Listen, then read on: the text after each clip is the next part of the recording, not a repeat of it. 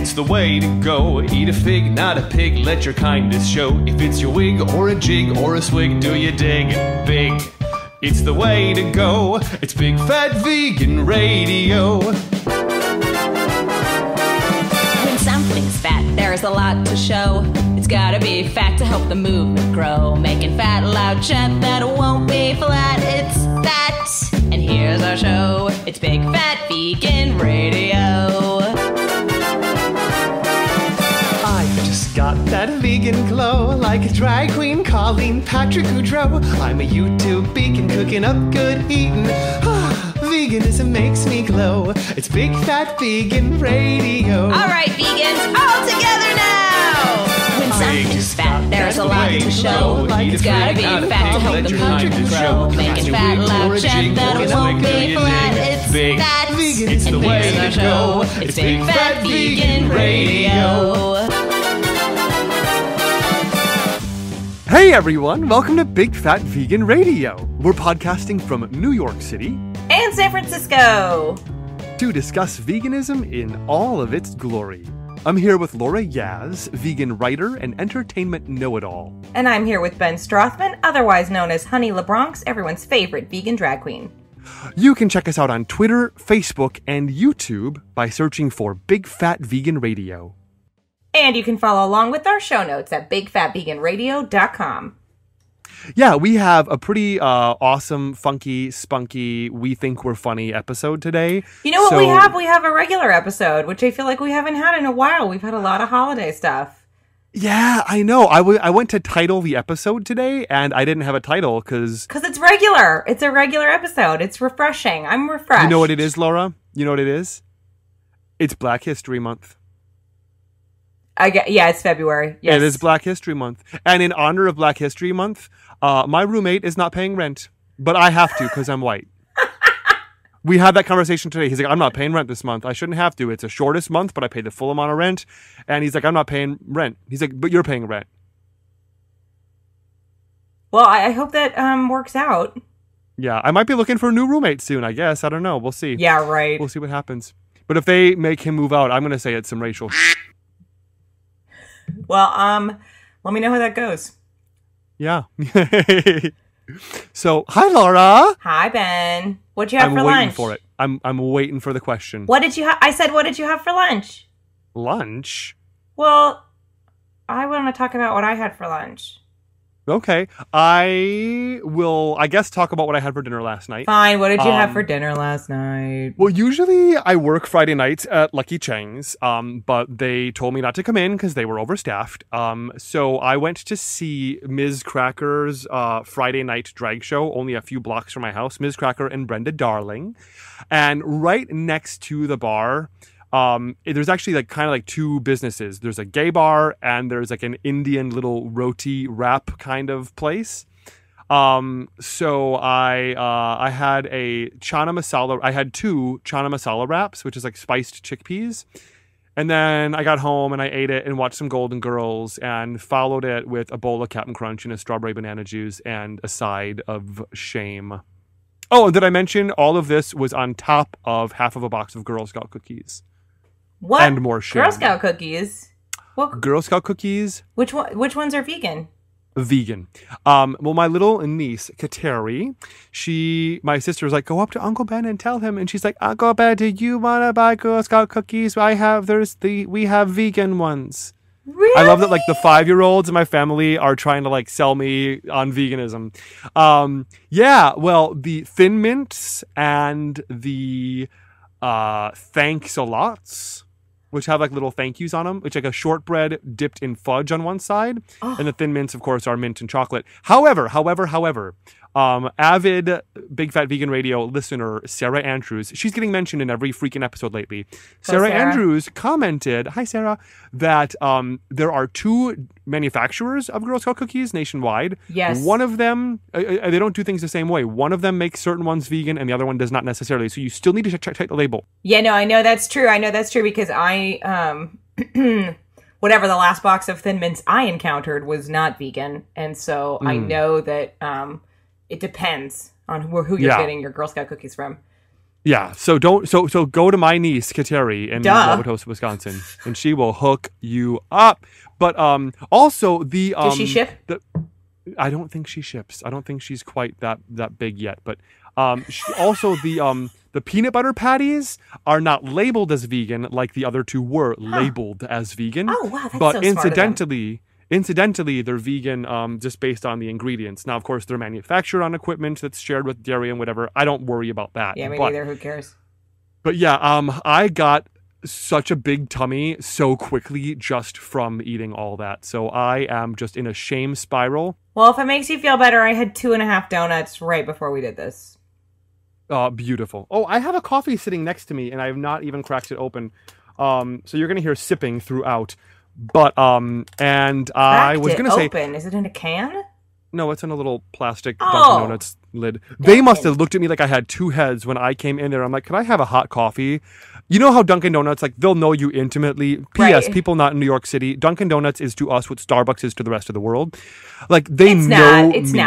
It's not. Coffee is different in New York than it is everywhere else on the planet. I mean, I'll say this as a person who moved to New York and then now has left New York. I don't know what it is. In New York, coffee is a different, it's a different entity. And Dunkin' Donuts exists to serve that separate coffee entity that lives in New York City.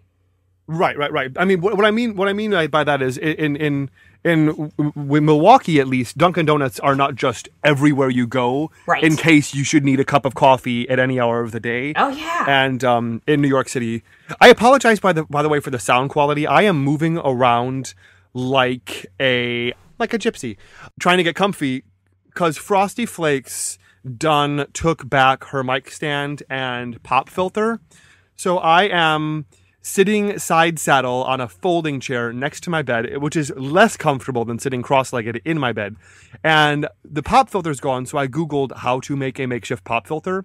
And drag queens love two things: pantyhose and wire hangers. And I made a makeshift pop filter. I know, Ben, you're like one of the few, percentage, you lie in a few percentage of people out there that would actually have pantyhose and a wire hanger and be able to create a makeshift pop filter. To spare, yeah. If it had been me, we would have been SOL because I do not have either of those items. Just to be green, I am going to reuse this pop filter to make almond milk later and strain it through my pantyhose. Oh, God!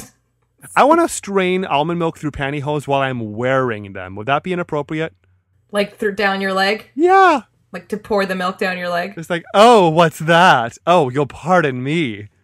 Trying to act like it's sexy while people are it'll be hard to get it into the container. I'm thinking logistically. I think it'll be hard to get you into the container. What did you have for dinner last night? I thought we were talking about what I had for lunch today. Last night I had a pizza. I ate an entire pizza from Plant-Based Pizza, but I'm going to talk about that later because it's for my Big Fat Vegan Food segment. What did you have for lunch? I went to Veggie Grill for lunch and I had beef and barley soup. And I had the veggie rollers, which are like little chicken tortilla roll-ups that are fried and you dip them in salsa. Oh my God, that sounds amazing. Yeah, everything there is amazing. The service is amazing. The food is amazing. I know that I already said this about Veggie Grill, but I can't stop. It's my favorite vegan restaurant on planet Earth. I'm not kidding. And I'm not saying that just because it's the closest one to me. It is and that's just luck. But it's I've never loved everything on a menu the way I love everything on the menu at Veggie Grill. I still haven't tried everything, but I swear, I love everything I've had. I continue to try new things. Every time I go, I try something new. And I just love it. Wow. There's no one I wouldn't take. It's my favorite restaurant. Yeah. Is it a place where you would take a non-vegan to try to convince them? Yeah. I went out to dinner with my mom's friend the other day. One of her oldest friends. They went to college together. And she lives in the area, so we get together sometimes. And I was like, oh, I don't know if you want to go to this vegan place, but it's in San Jose, and, I really love it. And she was like, sure, I'll go. And she loved it. She was like, I can't believe how good this is. Mm-hmm. Not that she's closed-minded, though. She's not, but I'm just saying that she is an omnivore.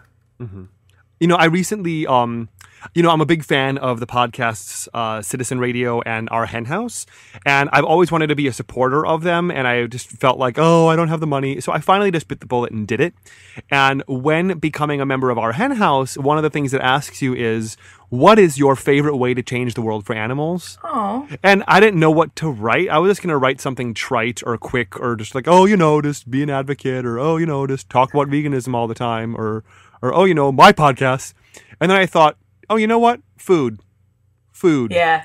Giving people good vegan food is just the easiest way to do it. I know that's how it worked for me. That's a great way. It's really true. It's really true. Yeah. I'm glad we didn't talk about what I had for lunch today because I'm not even gonna talk about this. I am going to have an announcement. I told Laura about this before the show.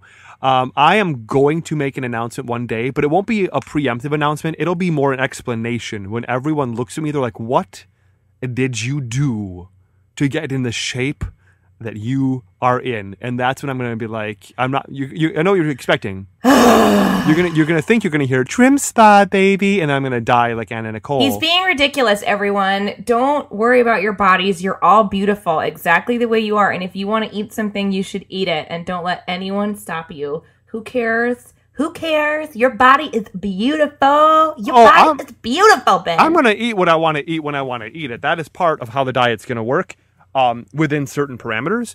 But it's not that I'm like fat shaming or whatever. Like I feel sexy with a tummy, sure. I don't feel fit right now. Right. I'm just saying, look, we're not here to discuss weight loss, and I do not support obsession over it, which our entire culture has. Well, it's not obsession on my part. I mean, I've been working out for about 11 months now. I accused the American culture. Damn you, American culture. American culture, you're making me hiss. There we go. Are we there? I gotta scroll. We're kind of setting it up, but look, I've been working out now for 11 months. Never in my life have I made it past like 2.5 months of working out. Laura is rolling her eyes. I wonder if she thought I did. I've just heard you say this so many times. Fine, but like I've been working out for 11 months, and I don't feel like I have as much to show for it as I'd like. Plus, I don't really feel physically fit, and when I look at all the processed junk that I eat, there's a reason that I feel so sluggish and so bloated. Like I don't feel flexible and I don't feel like strong. And so that's my intention. So Laura, since I'm clearly making you hiss your head off. No, I'm fine. I just didn't know you were going to talk about it on the show. Talk about it. I'm going to do that for the rest of the episode. Everything you say, I'm just going to repeat it in a kind of douchebaggy voice. Did you do that? I didn't even hear you do it. You didn't do that? I didn't hear you do it. Oh, yeah, I didn't hear that. Oh, yeah, I didn't hear that. Oh, that's fun. Ooh, that's adult. Little spicy. No, it's not. You're adult. Having so much fun with this. I know I am. So how about, I kind of like our new format where we start with a purr so we can end on a purr. Shall we do that? Sure, I like that. What's making you purr? Purr sandwich. What's making me purr? Well, there was something else I was going to do in this. I don't even remember what it was right now. I was going to talk about something else, but I heard this on the radio. Where did you hear it? On the radio. Where did you hear it? On the radio.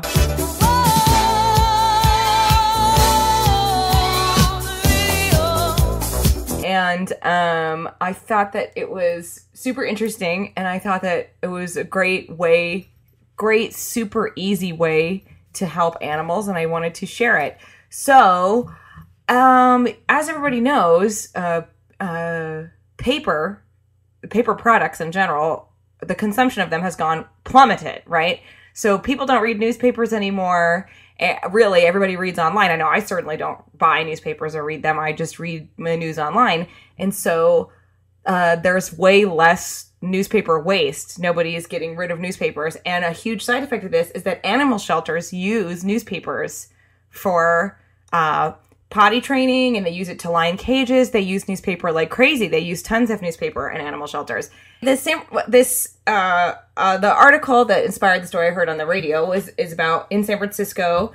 This shelter set up a deal with the library, so they're getting their old newspapers and they're using those. But anyway, what I found to be inspiring, that's making me purr, is that this is just such an easy way to help out local animal shelters if you want to, is to just take your papers. Take your papers. Instead of recycling them, you can just take them to an animal shelter. And even if you wanted to even take it one step further, I mean, newspapers need support. Support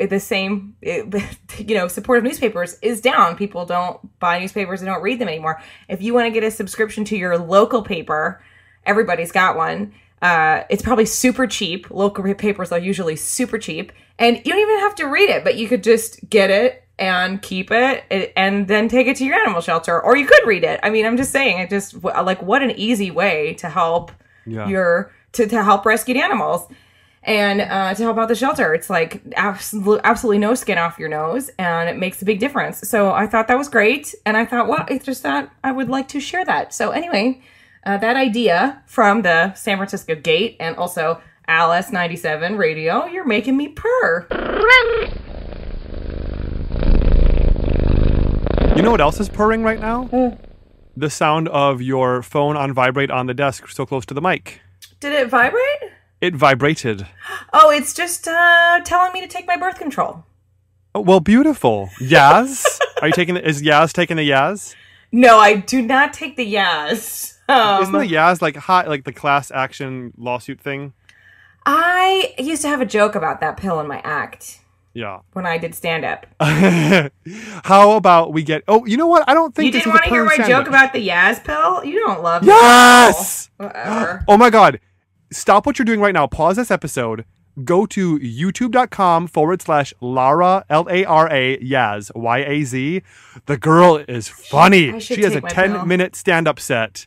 And I was gagging, crying, and almost vomiting. It's funniness. Well, that sounds And I don't just think so. Kitten with the Whip thinks so. And Kitten with the Whip knows funny. Oh, well, I'm glad you liked it, Ben. Liked it? No, loved it. It's so old. Ben's talking about a really old clip because I don't do stand-up anymore. But glad that Ben liked it. I don't know why. Yeah, no, but that Yaz pill, I had the stupidest joke about that Yaz pill in my act. I said, something odd, the manufacturer was obviously my ex-boyfriend, something like that. And then I said, the worst part is Yaz isn't even my real last name, it's my stage name. My real last name is the pill. That's funny. It's stupid. That's funny. It's funny in its simplicity. Thanks. Speaking of Kitten with Whip would argue that this is not a purr sandwich. If you have bread and peanut butter in between the slices of bread, you aren't eating a bread sandwich. It's a peanut butter sandwich. So as the hisses are in the middle, it's this a hiss is a sandwich. hiss sandwich. Oh, I guess. It's a hiss sandwich. That makes yes, sense. Yes. Yeah. So what's making you hiss? You want me to hiss now? Okay. Hiss. I don't know if it's a hiss. It's there's this vegan blogger who went missing. She, I guess, was traveling and doing a lot of. She was like living on the road and eating at vegan places and like writing about it. Her name is Victoria Moon Erickson. She was last seen in Houston, Texas, on January 20th at a vegan restaurant, and I guess she just vanished, leaving everything, like her car, her dog, her all her clothes, her computer. So I don't know. There seems to be some speculation. Some of her friends think maybe she just took off, but I don't know. If you're living on the road out of your car, haven't you taken off? I mean, I don't really understand what I think it sounds really scary. So anyway, I wanted to share it on the show just because if people, especially people in the area, if they can, there's a lot of pictures of her floating around, and I've got a link to the story that will be in the show notes. And if you guys can share the photo, yes, the photos of her, it'll help her get found. And I just really, I have a bad feeling about it. I feel like she wouldn't leave her dog, I wouldn't leave my dog, even if I was like abandoning everybody and trying to get out of Dodge. I wouldn't leave my dog. So I don't know. It's a sad story and it's creepy. So I hope she's okay. But just share the story, share pictures of her if you can. It's really kind of sad, upsetting news. So I just wanted to spread the word. we'll put a. I don't even feel it would be appropriate to put a hissing sound after that. So let's it's just. It's not really a hiss. I, it's just sad news, and I thought that I would use the podcast as a platform to get it out. Exactly. You know. So we, instead of ending with a hissing sound on that, let's just encourage everyone to, you know what, in place of that hiss, pause this, go to our show notes at bigfatveganradio.com. We'll have a link, with information that you can share, and just Instagram it, Facebook it, Twitter, tweet it. Just let's get the word out about that, because I recently heard about that as well, and I shared that. And the least we can do is just get the word out there. I mean, this is one of our own, from our own community. So. Right. And she sounds like she's pretty active, anyway, so she goes by Vicky. Vicky? It's not her full name, Victoria, but and so in the South, I guess anybody in the South, particularly if you live around Houston, I think sharing photos would be very helpful. Yeah. Gosh, it's scary because it makes me think of our friend Kristen La Jeunesse. Yeah, she's doing the exact same thing. We'll Travel for Vegan Food. She's doing the exact same thing. And just to think how vulnerable, especially, a woman out there by herself. I mean, not to sound sexist, but I mean, women are such targets in our Well, you're culture, more likely to get abducted or something. Yeah. Oh, gosh. So we'll keep her in our prayers. And if you pray, keep her in your prayers as well. That would be really appreciated. Yeah. Well, let's move on. I mean, I do have an actual hiss here to get to. I actually have two. And I'm going to start with one that's a little bit of older news. But, Laura, I'm going to do an impression. Tell me if you know who I'm doing an impression of. Are you ready? Okay, go ahead. Okay, here we go. Listeners, get ready. This is my impression. You're going to have to tell me who this is.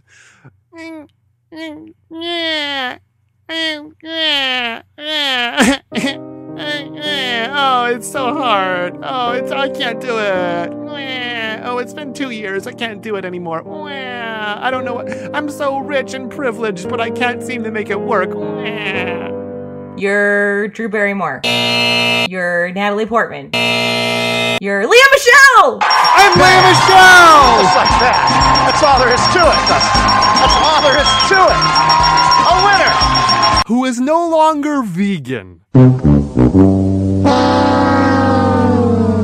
No longer vegan. And apparently no longer is her character on Glee exactly. But I wouldn't know because I don't watch Glee. Her character on Glee never really was vegan. She said it like, I can't even talk about Glee. I don't even watch it. I can't even really comment. Yeah. But I mean, basically, I was reading an article where she's talking about, I love my own cooking. I'm such a good cook, and I cook for my boyfriend, and blah, blah, blah. And she's like, yeah, for me, I'm sorry. I know we don't swear on this show, but I can't stand that goddamn argument people always use where they're like, the look on Laura's face right now is precious. Don't worry. You know me. I will bleep. The argument people make where they're like, well, you know what? Just for me, any argument that starts with "for me," you're going to see the back of my head walking away, or you're going to see stars. But if you see me front or back, you are seeing a star, and don't you forget it. But when people are like, well, for me, it's just that, well, for me, I wasn't getting enough iron. And for me, because I'm a woman and because I have special needs, I just don't think everyone's the same. And then she was like, well, I think what's important is that you just listen to your body. That's what I hate. I hate it when people say that. I have to listen to my body. My body tells me what I need. Really? Because my body tells me I need cigarettes. Oh, right, you are. Come on. I have to listen to my body. Come on. Yeah. That reminds me, I gotta run to the liquor store right now and get a carton of Luckies and a cold 40 ounce of Schlitz. You ever smoked opium? Because your body will tell you need some more. My body is telling me I need, well, I'm just going to digress what my body's telling me I need right now. My body is telling me I need everything that ain't good for me. So you know what? Lea Michele. I have to listen to my body. Yeah, I mean, pshaw. Not to mention that she's like the face of NY Class. The face of NY Class. Oh my God, isn't she? She's plastered with horses everywhere. Yeah, like, NY Class, which if you haven't already heard before, anyone who's a member of NY Class would agree, we want to ban the horse carriage industry. Guess what NY Class does not want? To ban the horse carriage industry. They're totally corrupt. Listen to our interview with Donnie Moss, please. They're a completely corrupt organization. Yeah, episode 5 is our interview with Donnie Moss. anything you can possibly do for the horses is in episode 5 of our podcast. Go back and listen to it. Yeah. So Leia Michelle is making me hiss.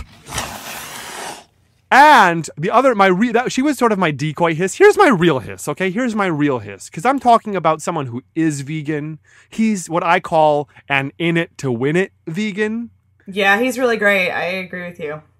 Steve-O of Jackass, who's been vegan, I think, 3 years? He's been vegan about as long as I have, I think. 2-3 years, I don't know. Yeah. Yeah, I think about 3. He's been sober for like 4 years. Yeah. So he and I have about the same amount of time as vegans, and he's got, and I won't lie, it's funny. My brother even showed me the show on YouTube, and I was like, oh my God, I hate to admit how hilarious this show is. Really? He's got a show called Killer Karaoke.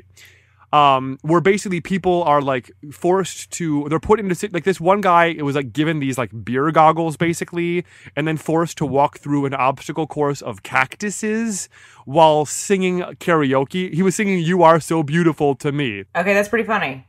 It's funny, and Steve-O's coming up behind him. Like, first off, he's like spinning him around and disorienting him, and then he's blowing like a foghorn in his ear, and the guy's like, ah! And he keeps like knocking into cactuses, and he's screaming, but you have to keep singing the song. God, that's hysterical.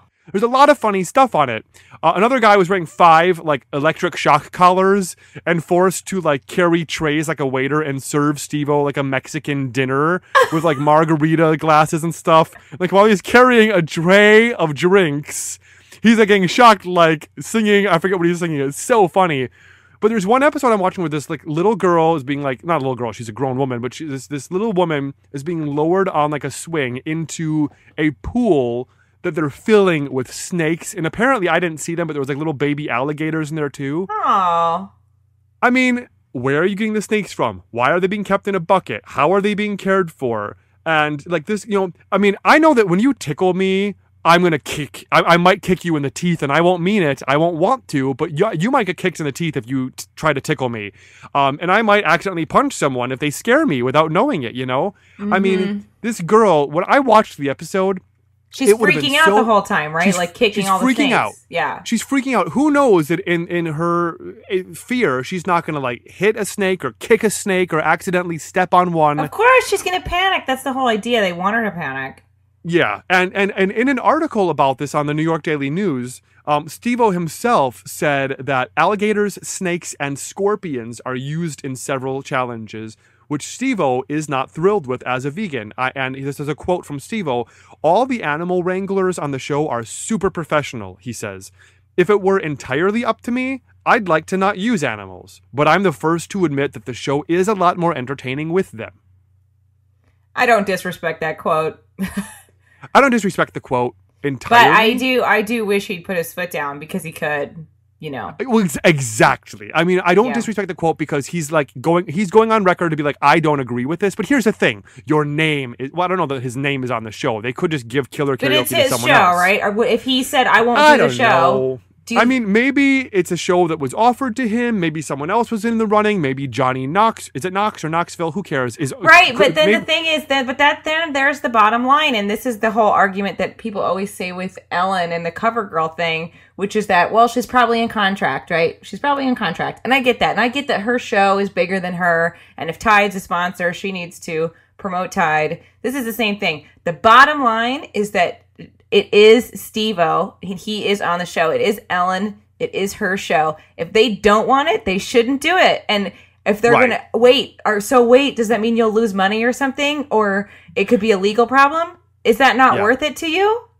Yeah. Do you really think that's what's going to happen? Or do you think they'll compromise if you really put your foot down? I don't know. It's annoying. I can understand, hey, Tide is our sponsor, we have to plug them. But like, there's who is out there saying, oh, well, the Snake Wranglers Are Us is sponsoring our show. We got to use at least 50 snakes per episode or else. I mean, this is such a fringe thing that it's, and hey, not to take away from all the awesome stuff Steve-O recently narrated a new video for, was it Friends of Animals or Mercy for Animals? Steve-O recently narrated a new awesome film that's like really pro-animal, like really gets the message across about animal rights. People who would normally never hear the message, they hear it because it's coming from Steve-O. Steve-O, not to take away from all that you do, But honestly, I mean, this is just such a, he does a lot for the animals. Ellen does a lot for the animals. And look, if we're going to be honest here, yeah, I am currently working at a non-vegan restaurant. Right, I am carrying plates of ribs to people. Right. I am selling that to them, I hate that. But I'm not Steve-O yet. Yeah, that's what I'm saying. That's the thing. He doesn't really need that. I mean, look, I don't know. I'm not him, and I don't know, but it feels like with these celebrities and these big fancy jobs they have, it's like, can't you put your foot down? I mean, I know that, I know that Natalie Portman, she won't wear leather, and that she makes them make all the clothes vegan. They did that for Anne Hathaway on Les Mis. How is this any different than that? I don't think that is any different. If you're just like, look, I don't want to do this show if you guys are gonna be like doing all this stuff with the snakes. And if they were, maybe he said that. Maybe they said, well, we're gonna fire you, and maybe he really needs the job and he didn't want to quit. But I don't know. I mean, you never know. But I mean, here's what is certain is while I could certainly be a bit more understanding, he's got to expect the scrutiny. Yeah, it's true. Well, it's disappointing. I love Steve-O. I love Steve-O too, but Steve-O, as much as I love you, buddy, you're making me hiss. Now, real quickly. Oh, by the way, I'm just a side note about Lea Michele. Not only is she no longer vegan, it's neither here nor there since she's no longer vegan exactly, but and again, she could still be advocating for animals, and I don't want to name names, but there's someone who kind of turned me on to being vegan once, and I found out recently that he's not exactly what I would consider vegan. And I know a few vegans who are inspirations to me, who not to rank our veganism, but there's a few vegans who I really look up to and talk about all the time, and I have since found out they're not quite as vegan as I'd like. Whether they use honey. Well, I know a lot of wonderful, wonderful vegan people who eat honey. Yeah, I really do. Eat honey or have down comforters. Or who, I don't want to get into specifics because people would know I'm talking about them. But, hey, this same person turned me on to being vegan. Michael Herron, it's not you. Not Michael Herron's more vegan than me.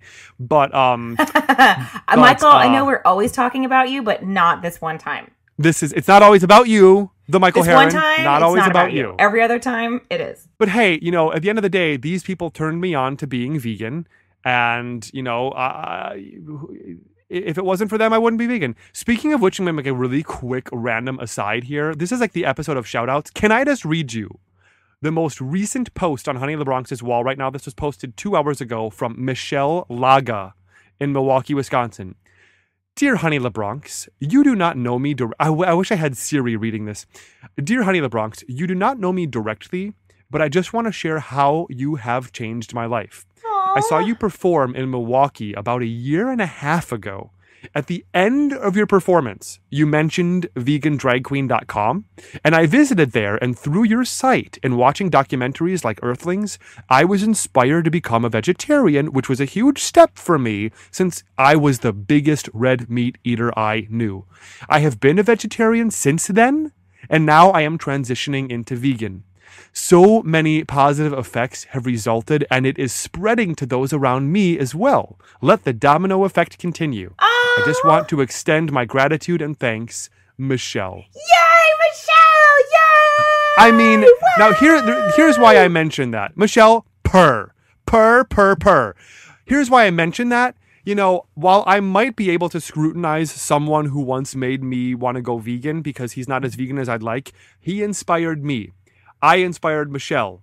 Michelle is already inspiring other people. And as I responded to Michelle, I'm like, Michelle, I can't thank you enough. There is so much burnout in the animal rights community. Yeah. And a little message like this goes a long way to recharge, refresh, and just reinvigorate my efforts. But I feel like we often face so much opposition from naysayers who are like, what difference can one person make? Well, I told her, Michelle, Michael Herron inspired me. I inspired you. And for all the people you will continue to inspire throughout your lifetime, 95 animal lives will be spared. For every person she inspires going forward for the rest of her life. This is an enormous difference. And hey, had I not it was the beginning of my cooking show, and I just, at the end of my show, I'm like, by the way, I grab my microphone. I'm like, tomorrow morning, I will be launching episode 1 of vegandragqueen.com. Say it with me, everyone. vegandragqueen.com. Boom. She checked it out. She's now spreading the word. That's so I mean, like, cool. everyone listening to this right now, they have it in them to be that same beacon for everyone else in their life, you know? So I have my actual purr that I have here. Oh my God. I couldn't even go to bed last night because I started spreading the word about this. And then I would get like 20 notifications that like, so-and-so shared your status. So-and-so shared your status. Oh, really? Someone tweeted us, Josh Luckydoo. Josh Luckydoo. He is at J Luckydoo, JLuckeyDoo. On Twitter, he tweeted us about a new app called In Our Food. It's INRFOOD. Now, look, this app does a lot more things than what I'm about to say it does. But if it did nothing else other than the following, it would already be worth paying money for. Okay. But it's free. This app, just one of the things you can do with it is you can basically scan with your phone's camera any barcode of any food item, and it will basically be like, not vegan, don't eat it. So crazy. Honey, it's can you feel a brand new day? Well, I haven't downloaded it yet, so I sort of don't believe it's true. I have to experience it. Feel a brand new day. Can you feel a brand new day? That's as much as I know of The Wiz. I still don't believe it's true because I haven't downloaded it yet. Believe it. Here's how it works. Basically, you scan a barcode and it just gives you like the complete nutritional profile of the ingredients. You can look at all the ingredients, or you can sort them by safe, moderate, and avoid. Like, oh, this has something in it that you really should avoid. Well, why? Well, here's why. Here's why you should avoid it. Here's some backup articles to tell you why. Moderate, it's like, well, this contains some things you should really only eat in moderation. And then safe, it's like, yeah, girl, have at it. Eat all you want. And then there's the avoid list where when you sign up for it, you kind of create a profile, and it's like, hey, is there any dietary restrictions? Anything you're looking to avoid? You could be like, I only eat kosher. I don't eat dairy. I don't eat wheat. I don't eat whatever. And if there's something in there that you said you're trying to avoid, it'll be like, alert, you shouldn't eat this because it has something you're trying to avoid. That's so and there's exciting. there's a single button for vegan. You just hit vegan, and it will tell you something's not vegan. That's so crazy. Okay, I have to get it. Yeah, well, it's free. It's free. Again, this is we're going to call this episode Pause This Episode. Boom. That's the title of this episode. Pause This Episode. Because you're going to keep pausing the episode and like go and look something up or download something, because can you feel a brand new day? I want to sing every song from The Wiz now. Every song. And guess what? I know no songs from The Wiz. Oh my God, Ben, can I tell you like a really dark secret about myself?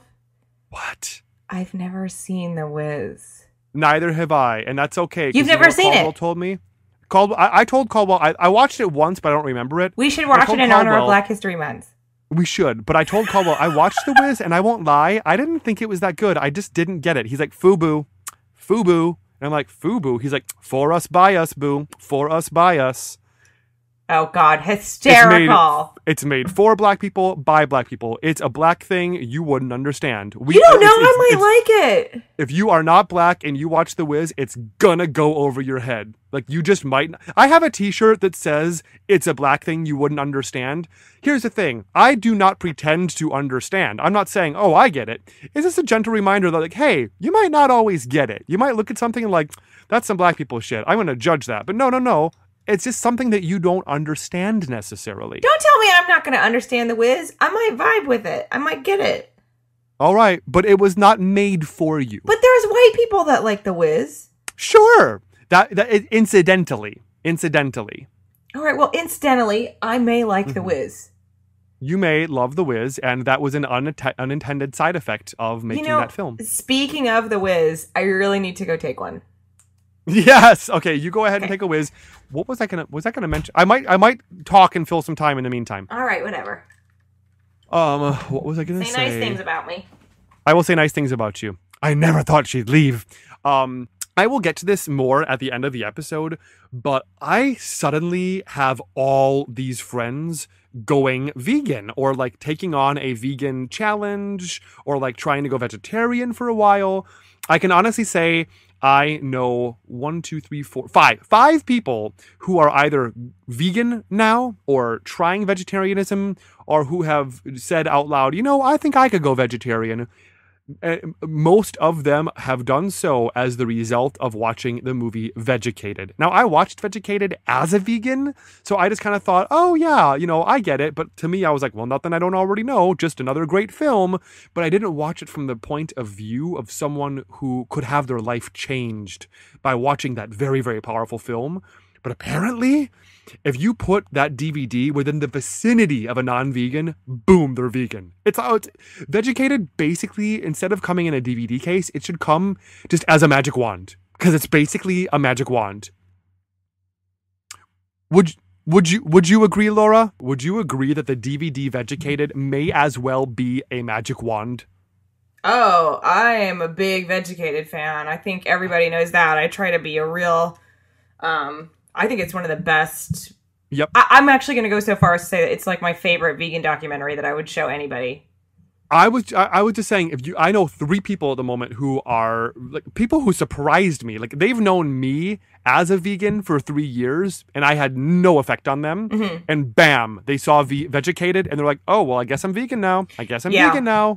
I'll talk about them at the end of the episode. I'm going to give some shout outs to them. But even if it didn't make you awesome. vegan, also, you guys, it's on Netflix streaming. You can stream Vegicated on Netflix. Yep. Ha! And if you don't have Netflix, you can probably see it on YouTube. But I mean, even if it didn't make the person vegan, honestly, it would just make them understand why you were vegan. So if there is someone important to you, I gave it to my parents. I said, This movie explains why I'm vegan. This is what happened to me. I mean, I really feel that way about that movie. Yeah. So let's move on to some big fat vegan food. Yes! Laura, what did you have for dinner last night? Oh my god, I had a plant-based pizza! What? From Plant-Based Pizza in San Jose. Wait, you had a plant-based pizza from Plant-Based Pizza? I sure did! What's their website? So I mentioned this on our last episode, I think, or whatever, I mentioned it.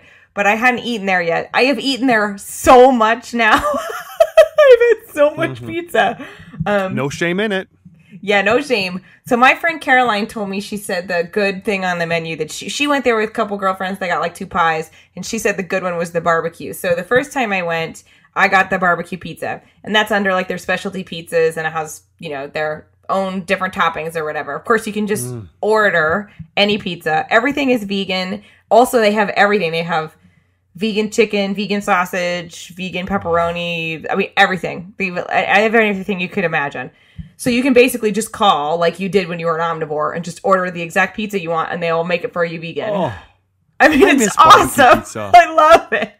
I miss barbecue pizzas. Well, this barbecue pizza is banging. It is real good. If you follow me on Instagram, I posted a picture of it. One of my most popular pictures I've ever posted on Instagram. It's like barbecue sauce and barbecue chicken. And then I think a couple other things like onion. I don't know. It was real good. And had cilantro on the top. Oh, it was so good. Just like a little bit. It was delicious. Anyway, since then I've had the meat lovers pizza. I had the Hawaiian pizza. I had the sausage pizza, but I had them put onions on it. It's just sausage with mozzarella and sauce, but I had onions added to that. And I've liked every pizza I've got. I would say that the barbecue pizza is outstanding, but I mean, everything, it's just really, it's good. It's yummy, simple vegan pizza. I mean, it's not gourmet. It's not a nice place. I don't ever want to sit down and eat there, but it's, I can call, order a pizza, pick it up, bring it home. I mean, I'm in heaven. It's great. And they deliver free delivery. If you're near enough to them, I'm a little too far, but, that would be a great drag name. What? Frida. Free delivery. That is good. Free delivery. Ladies and gentlemen, welcome to the stage, Miss Free Delivery. That is good. Oh my God, I forget how funny I am. I'm just kidding. Me too. I never forget. Anyway, so I just want to say that I've heard some negative stuff about plant-based pizza. And it's not fancy. It's not like the greatest pizza you'll ever put in your mouth. And I will say that I think it's borderline expensive. But I just think it's worth it. And I love just being able to have a vegan pizza. It's just a vegan pizza parlor. Right. I love it. I just think it's the future. That's what I want. It just feels like a regular pizza place. Nothing about it feels like it's like a weird, wacky vegan place. It just feels like a regular pizza parlor and everything happens to be vegan. And I just love it. And so I'm trying to support them. I have to say, every time I go, there are people in there picking up pizza, ordering pizza, eating pizza. So I hope they're doing well. Yeah. But I give them a thumbs up. And I say, if it's your first time there, get the barbecue. Yeah. Well, I mean, let's face it, pizza is a convenience food. I mean, right. There's some pizza out there that's kind of gourmet, and that's fine for what it is. But like, I order a pizza when I don't want to have to think about what I want to eat, and I'm feeling a little naughty, and I wanted to treat myself, and I have a pizza. And I mean, currently, I just go to Domino's and get a thin crust with no cheese, extra sauce, and black olives, green peppers, and pineapple. And that's awesome. But I mean, it's kind of expensive. I mean, I thank God that I have that on my block. Mm-hmm. But like, I don't order that because that's necessarily what I always am in the mood for. I'm in the mood for a pineapple chicken barbecue 1000% vegan pizza. Sure. Or like, whatever. Yeah, I love that. I love that I could just get whatever I want. That I ordered and got the sausage and onions. I mean, I was so hungry. I got stuck in traffic. I was so hungry by the time I got that pizza. I ate the whole thing while I was driving. Yeah. I was like steering wheel in one hand, pizza in the other. Well, here is my big fat vegan food from Wisconsin. I would like to give a quick shout out, actually 2 quick shout outs. Obviously, I was in Madison, Wisconsin, and I went to the Green Owl. Thank you, Sarah Andrews. That was an awesome experience. But I don't want to make them my big shout out because I figure as far as Wisconsin goes, they're probably one of the more popular vegan restaurants because they're in Madison, which is where all the vegan stuff is. And yeah, they were great. They were awesome. I loved it. I wish I had a Green Owl near me, and I wish Wisconsin had more of them. I will mention that what I had, since going vegan, I've never really had a good replica of a pulled pork barbecue sandwich, which used to be one of my favorite things before I was vegan. And I've tried to have a lot of barbecue faux pork, pulled pork vegan sandwiches, and they've all just been piss poor, terrible, nothing like what I wanted. The Green Owl had what's called a barbecue jackfruit sandwich. And I'm like, what is jackfruit? Yeah, I've heard of jackfruit, but I've never eaten it. I really would love to try it. Jackfruit is cactus. And it's kind of stringy in a way, stringy and sweet in a way that is very reminiscent of pulled pork. Now, look, I didn't think I was chewing on a pig, okay? And thank God. But it wasn't reminiscent in the same way, like the mouthfeel and texture or the chewiness. But taste-wise, it was right on the money. Sure, if you put them both in front of me, I could tell which is which, like a pig and jackfruit. But as far as recreating that delicious barbecued pulled sandwich, it was right on the money. It was delicious. But I'm not talking about the Green Owl today. I'm not talking about them. You're not? But what an awesome sandwich. It's an awesome sandwich, and that's why Colleen Patrick Goudreau was there 3 times at the Madison Veg Fest, because it's the Green Owl. Of course you go there. Here's what I want to talk about. I don't really know any vegans, or rather I did. I just got back from about 9 days in Milwaukee, Wisconsin, visiting family. I was staying in Tulsa with my family. And I put the word out to some vegans because I'm like, look, I don't know vegans in my hometown. I don't know animal rights activists in my hometown, and I want to get connected to that community. So I put the word out to a few people online, and Rachel Golosinski messaged me back. She is a member of KUFA, Citizens United for Animals. If you go to kufa-wi.org, that's their website. They are an animal rights organization. They've been in effect for 30 years. And I basically said, look, Rachel, I don't know vegans in my hometown. I want to know vegans in my hometown. So she threw a little vegan get-together. I would like to say in my honor. I want to say it that way because I like thinking of myself as Carrie Bradshaw in Paris, where she's like, you're Carrie Bradshaw? Oh my God. Where she goes to the book party, but she doesn't go to the book party and everyone's there to celebrate her. That's kind of how I felt. But anywho, it is tragic how detailed that reference is. That was a deep Sex and the City reference. Honey, if I'm nothing, I am detailed, and I'm all about deep, deep sex. So there you go. In the city, out of the city, whatever. But just give me the deep sex. So we went to a non-vegan restaurant, the County Clare Inn in Milwaukee. Okay. It's an Irish restaurant. Not even a pub. It's more a restaurant than a pub, but an Irish pub and restaurant with real traditional Irish food. However, not that I've ever known the Irish to be yay vegan, but they added an entire vegan menu. And not just we'll make a veggie burger. Sure, they have a veggie burger, but they make here's what I've always say to restaurants who want to veganize stuff. If you just make your own homemade seitan for pennies, you can make a whole menu based around it. And I don't know what to call it exactly, but it was seitan medallions with mashed potatoes and some kind of vegetables, julienne vegetables. They were pickled or something. I don't know. Everything was delicious, but this seitan, it wasn't just oh yeah, seitan. First off, if you had me eat it, I couldn't have told you it was seitan because it was so unusual and deliciously unusual in its texture and mouthfeel and taste. It was so unusually spiced. Not spicy, but just very pleasant. It was really good and filling and cheap. It sounds delicious, like a delicious dinner. I mean, there's other places that you could go in Milwaukee that are much more vegan friendly, but I just kind of when we went to John's on 12th, the Italian restaurant, it's right next to Angelica Kitchen. You could go to Angelica Kitchen and pat them on the back for what they're already doing, or you could congratulate and encourage the restaurant that's going out on a limb to accommodate vegans, and it was incredible. I must say, they didn't have any desserts, and the waitress was a little defensive when I asked about it. She's like, well, people love our desserts, so it's not broke, we're not going to fix it, we're not going to change anything. And I want to be right, leave your molten lava cake intact. Add something. Can you give me a fruit cup? Because honestly, if it comes down to wanting to chill with my friends a little longer, I would take a fruit plate. Or a scoop of sorbet. Go to Trader Joe's and get some vanilla soy ice cream. Yeah. Which, by the way, I don't love soy ice cream. The texture and the taste is just a little weird. But Trader Joe's has their own brand of soy ice cream, which is where are my hands? Where are my hands? Are they up or are they down? Hands down. Are they up or down? My hands are down. I'm going to make them even lower. I'm like jazz hands right now. Jazz hands down. Trader Joe's soy ice cream, the best ice cream I've ever had in my life. Hands down.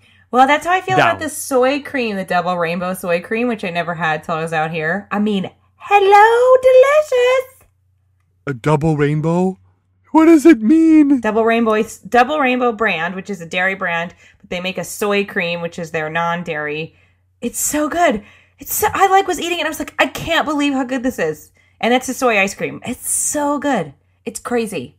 I'm laughing right now because I'm thinking about the double rainbow video on YouTube. Double rainbow. You've seen it, right? Yeah. Well, I saw that guy on Jimmy Kimmel. Kimmel had him on. So we have tons of listener mail to get to today. Thank you guys for writing in and calling in and whatnot. Keep writing. I love to read the emails. Oh my God. So many emails. I almost missed a few. You guys, of course, bigfatveganradio.com is the main way to find us. And all of our contact info is there. But just to reiterate, you can call us at 315-VEGAN-01. That's 315-834-2601. You can email us at bigfatveganradio@gmail.com. You can tweet us. We are on Twitter at BigFatVegans. You can YouTube us, youtube.com/BigFatVeganRadio. And I must say, we would love another way of reaching out to us, create a video response to one of our episodes or one of our fun videos. If you haven't already seen it, pause this episode and go to YouTube and look up Laura Yaz Shaka Khan. You guys have been waiting patiently for it. We mentioned in a recent episode, I lost Laura to a Shaka Khan K-hole. It is a medical condition. Sometimes I require a dance break, okay? Oh my God. I never thought we were going to get you back. I thought, you know what? She's in a Shaka Khan coma. What can I say? I really love that song. Oh my God. It is really fun. And I know I edited that video. When you watch it, please keep in mind it took me 8 hours. 8 hours of skillful editing. I was up till 9:30 in the morning. But I watch it, and even though it's my handiwork, the editing, I watch it. I can't stop watching it. I'm enthralled with it. I'm like, this is such a good video. It's well, what can I say? It's real. If you guys, I mean, that's a true story, you guys. Ben was talking and recording the show, and I started listening to Shaka Khan, and I just started dancing, and then it just unraveled into this whole thing where it was like, dance more, I want to make a video, and then we just went crazy. I pimped you out a little bit, and I gotta say this. Y'all know I'm not into the women that way. I find Laura Yaz incredibly sexy in this video. No, I don't know. One else will. I'm just putting that out there. They will. My pants are like falling off. I look ridiculous. There's a shot or two where you're a little mom genie. I only own mom jeans. I'm a nanny. Oh, and also, of course, you can Facebook us. We are Big Fat Vegan Radio on Facebook. That said, we've already covered the luscious tweet from Josh Lucky Do. I almost missed that tweet, but Josh, I already got tweeted back from in our food app to say like, oh my God, wow, thank you for your support. And I wrote them back to the writing me back. I'm like, no, you don't get it. You don't get it. It is a brand new day for vegans. Thank you. And they're probably like, okay, obnoxious, take the compliment and move on. Laura, do we have emails? So many. We have 2, actually. It's not so many. We have 2 emails. Mm-hmm. Do you want me to read one? Please. Okay, I'm going to read the first email. It's from Jason Mitchell. I edited this down. It was longer. So thanks, Jason, for your email. I'm just edited down to the question, just so you know. Anyway, so here we go. How do you feel about vegans and pet ownership? And what would you tell a meat eater who pointed out that feeding a cat meat means that your household isn't really vegan? I know there are plant-based pet foods, but is it right to force a carnivorous animal into veganism, and can it even thrive on plants? It's a real tricky topic that I don't have the answers for, and I haven't been able to get any other vegans I've emailed to engage or even reply with. I don't expect miracle answers from anyone, but I'd be really interested to hear your thoughts. Many thanks, and keep up the good work. Jason from England. Oh. From Hove, England. Where? I've never even heard of that. All right, then. All right. Well, my response is really simple. I was very anxious about this topic when I went vegan, and very nervous about it because I love cats and love having cats. I've lived with many cats in my life. Most recently, I lived with my cat Samantha, who still lives in New York because she can't even change rooms without having a complete meltdown. So I thought moving her across the country would not be best for her. And my roommate, who lived with us the whole time I had her, loved her and wanted to keep her. So I just let her stay with Jessica, her Aunt Jessica. So she lived with her Aunt Jessica. Anyway, when I adopted Samantha, I didn't know what to do. I mean, I felt really anxious about it. I thought somebody was like going to catch me in an imperfect way of veganism. I don't know. I was very anxious about it.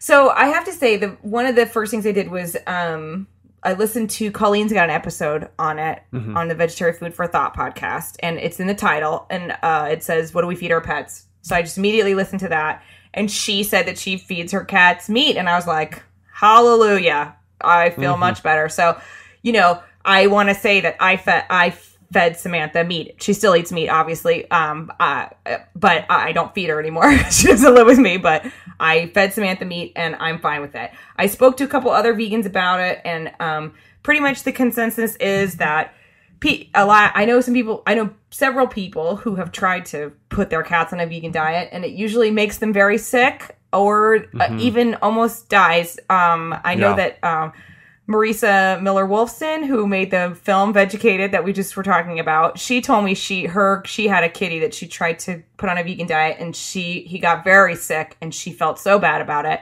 and she said she would never risk doing it again. So I just feel that the evidence is really there that cats are carnivores, and it's really natural for them to eat meat. If they lived in the wild, they would kill animals and eat them. That's what cats would do. That's what they would do if they weren't living in our homes.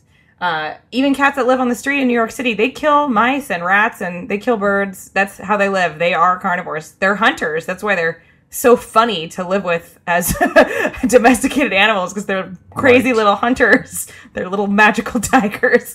But yeah, as far as dogs go, you know, and I'm sure that you've heard this as well, dogs are do well on a vegan diet. But I have to say, I recently read an article that even argues that dogs should not be on a vegan diet, that they have a lot of traits that are shared with carnivores. They might be carnivores as well. I don't know. I think if your animal's going to be healthy and fine, you can feed them a vegan diet. Ultimately, if you're going to be uncomfortable feeding an animal meat, I think that it's probably best not to rescue that animal. I mean, it's really quite that simple. Right. If you feel conflicted about it, I say don't adopt cats. I say adopt dogs and you can feed them vegan food, or adopt bunnies, because a lot of bunnies need homes and they love veggies. They eat, that's all they eat. So it's very easy to feed a rabbit if you want to have a house rabbit, and they totally need homes. Rabbits totally need to be rescued. They're looked over all the time and they're great. They're awesome companions. So that's what I say. If you are worried about the conflict of interest, then have pets that can be vegan easily. If you love cats and you want to rescue cats, and trust me, cats need rescuing. They need homes. I mean, I would never fault anyone for feeding a cat what they should eat. If you're going to hurt, I think it's bad. I think it's bad to feed a cat a vegan diet, just from everything I've heard from my personal friends who've had bad experiences with it. So I just don't recommend doing it. And I don't think there's anything wrong with that. So that's wow, I talked longer than I thought I would. Yeah. So, Jason from England, you are making us hiss. No, you're not. What? Wait, are we not still on hisses? No. Oh, I'm just kidding. Yeah, Jason, this is a great question. I mean, one of the things about being vegan, and Colleen Patrick Goudreau points this out all the time, is look, you're going to get a lot of questions as a vegan that you're going to get sick of answering because you're like, I've answered this question a million times. For example, being told that, well, your name Honey isn't vegan. What about being agave in the Bronx? God. And I'm just going to have to spend the rest of my life. That little pause I said, that little pause that you heard was a swear word, almost went there. I'm going to hear that for the rest of my life. I'm going to have to be defending my freaking drag name. Okay. Leave it alone, people. Leave it alone. It's not funny. It's not original. Anyway, Jason, this is the kind of question that when someone's asking this, it might be the first time they're ever asking this, So it's one of those questions you want to get researched on. You want to be a good advocate for this side, for this facet of the cause. And you want to get informed so you can spread correct information. With that said, Colleen says that, this is one of those things we might just have to get in the habit of explaining quite often to people. So with that said, it's another one of those things that the first time I heard this argument, I was like, oh, come on, people, blah, blah, blah. But it's kind of correct to think that, like, Colleen Patrick Goudreau buys meat to feed to her cats. It's scary a little bit to think about that because it seems like a double standard. But the truth is, look, we are being the best stewards we can be for these animals by taking them into our home. We have to provide them a life consistent with what they need. We have to look after their needs, and their needs may not be the same as ours. With that said, here's the thing. Yes, and I'm going to try to make this as short as possible. Cats are obligate carnivores. Cats need to eat meat to live. Now, it could be argued, I have heard of people. Now, yes, I've mostly heard people, when they try to make their cats vegan, things go really bad really quick. Yeah, and often they'll get kidney failure and they'll get other health conditions that then become permanent, like chronic conditions that they never outlive. And they will always be in poor health because they spent a stint as a vegan. So, but apparently, and I'm no doctor, I'm no vet, but I've heard that the main thing that cats need from meat is taurine. But it's possible, apparently, to have a vegan cat if you supplement with synthetic taurine. But here's the thing. I mean, why subject a cat to getting something that it needs that's found in nature, getting it only through a synthetic source? I don't know if that's healthy. I don't know if it's not. I'm not going to speak to that. I know that basically cats require a nutrient found in meat. So that's just the fact. Now, here's the thing. If we're looking at the issue of actual pet quote unquote ownership as a vegan or non-vegan issue, here's the thing. Sure, we could look at this and say, oh, look, these animals were bred into domesticity. They were bred to become dependent on us. Some people say that, oh yeah, well, these animals in medieval times used to be considered a display of affluence to have a pet that lived in your home that wasn't serving you or feeding you. But with that said, cats and dogs are arguably the only two animals that really benefit from domesticity. Even a bird or a rabbit, these are animals that naturally do better just left to their own devices out in nature. But it's not like we've bred them to become dependent on us.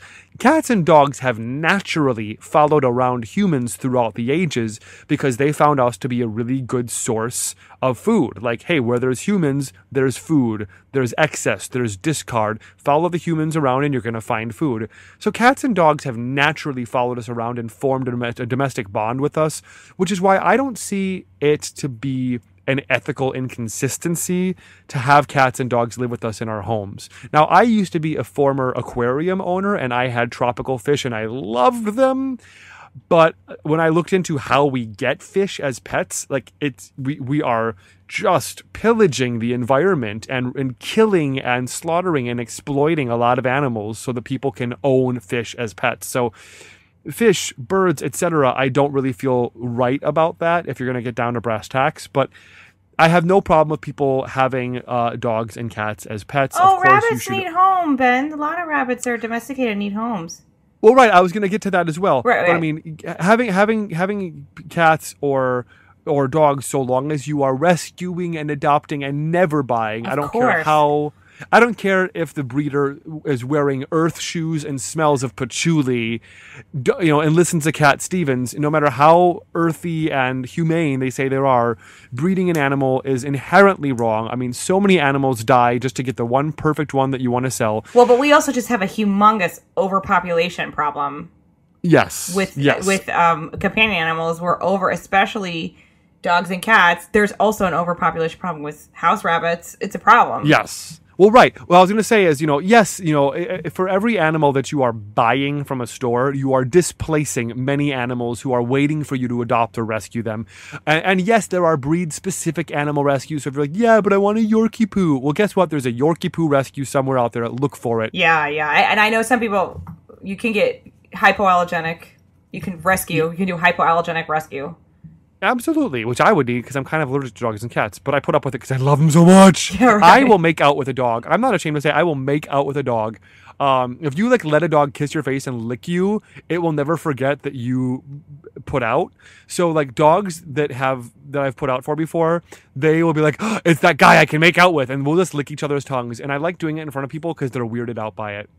I can't believe I told that on the air. I'm not editing it out. Oh well, live with it. But our friend Rena Deitch has an iguana. There's a lot of animals out there that need to be rescued. Mm-hmm. And so long as you can give them a loving home and, take care of them like they need to be taken care of, no issue with it. There's plenty of rabbits out there that need to be rescued.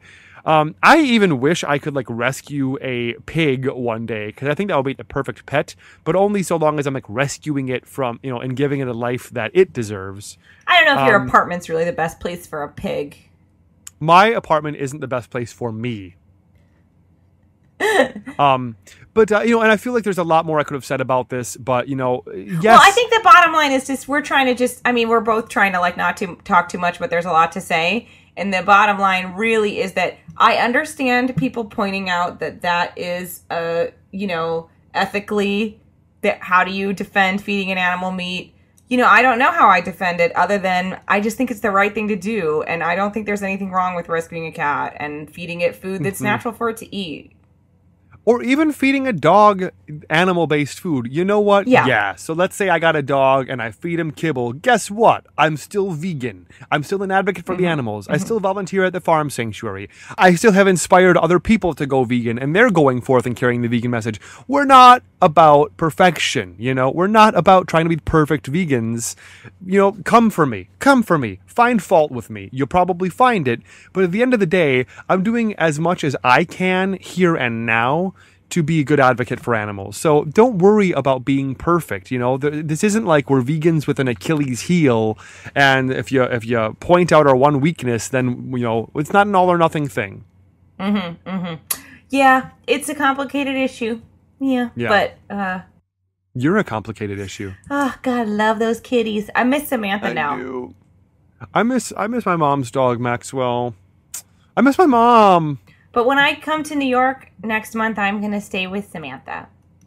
Oh, she's going to love that. I'm going to love that. She's going to look at me like, where you been? Yeah. Oh, don't play with the cat's affections. Oh, she knew I was moving to the whole thing when I moved to California. She was very upset. She was very pissed off about it. She was like, just get out of here. Just get out of my face. If you're going, go. She's sassy. So we have our last email is from Judy. Judy. I just want to start, Judy, by saying that back when I was in junior high school, I was in 6th grade, my first year of junior high. It was the end of the year, and I'm out on the sidewalk, and 2 girls, it was so cinematic, 2 girls, like the bell rang, they come running out of the school, they stop just short of me. They stop like right in front of me, and they both jump and turn 90 degrees inward. So they were facing me. Now they jump and they're facing each other. And on cue, they both just said, Judy's got a booty, but not like Tootie, because Tootie's got the booty of them all. And then they took off running down the sidewalk. I am not making this up.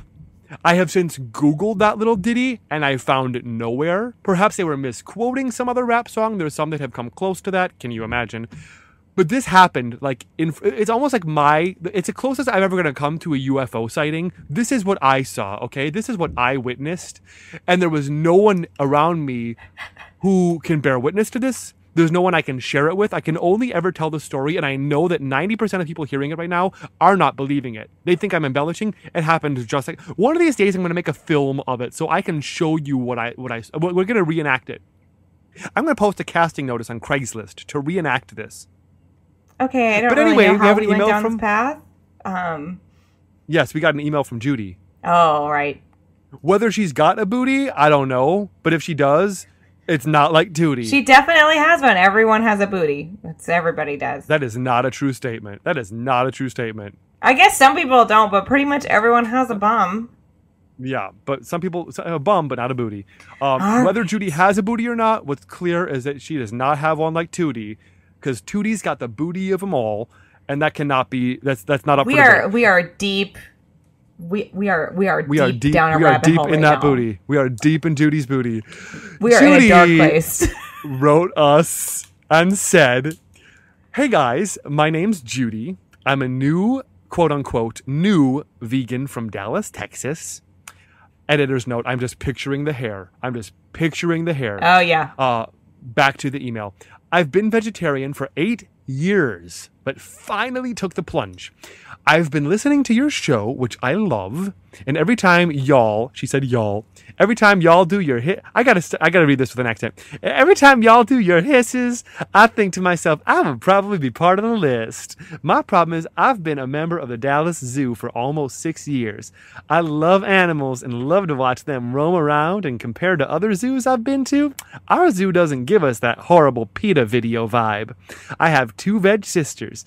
We go so many times that my family knows the animals' names, the animals' histories, their snack times, and when they have new animals. I'm done with the accent. I apologize, Judy. So, thoughts on zoos? Feel free to destroy me. I'll be listening. Thanks, Judy. That's a great email. Thank you, Judy. I can't speak to all zoos. I'm sure some are better than others, but I can keep it simple and say this. The purpose of a zoo is to charge money for people to come and interact with an animal. These are wild animals who human interaction is not in their best interest. These are animals that are taken from the wild or bred into captivity. who do not get to live out the kind of life that they should get to live out. You are not witnessing an animal in its normal environment, in its normal habitat. You want to see an animal in its normal habitat? Great. Once upon a time, maybe zoos were vital, whatever. Nowadays, zoos and aquariums, you want that same experience? Watch an HD special or a Blu-ray DVD on an HD big screen or an IMAX and witness that animal. You can get up close and personal and see how that animal lives, you know? Secondly, you know, there's just a lot of things I've heard about zoos, like a flamingo, for example, is pink because something it eats in its natural diet makes it pink, but in zoos, they don't feed it that. So they supplement its feed with something that artificially causes it to turn pink. Like, there's just a lot of bad stuff in zoos. You see these caged animals and they're just, I don't know. I almost don't even want to get into it. Right. I just feel the whole intention behind a zoo is to capture an animal, make them live in captivity in conditions so much smaller. You name one animal in that zoo and tell me how or where it's being kept, and I bet you its natural environment is 300 times bigger than what you're forcing it to live in. I mean, my bedroom's 7 feet by 8 feet. I can adapt, you know, but like a prey animal needs to run like hundreds of miles, you know. I mean, it's cruel, it's inhumane, however you shape it, whatever picture you try to paint. Maybe it doesn't give you that horrible PETA vibe, but at its root, I just think it's speciesist, and it assumes that because I'm human, I get to decide how this animal spends its life. Mm-hmm. I'm done. I almost can't even talk about it. Well, you know, Judy, I really relate to your email because I really loved horseback riding growing up, and I love riding horses, and obviously I haven't done it in years, and I can't say that I wouldn't love to ride a horse. I would, but I wouldn't do it because I believe now that it's wrong. It's not the best thing for the horse, and but you know, just because I've made that connection and I realize that doesn't make me miss it any less, doesn't make my memories any less fond. You know, it doesn't make when I think about I've also had really, really fun experiences in zoos. I've really had great times seeing animals in zoos. It doesn't take away me enjoying those experiences, seeing it in a new light. And I think that, you know, I understand, I really understand your connection to the animals and wanting to see them and feeling like you know them. And I just, you know, I think that you know better. That's why you're asking us. And I think that if you really care about those animals, it's better to not give the people who are keeping them in jail money. You know, it's better not to.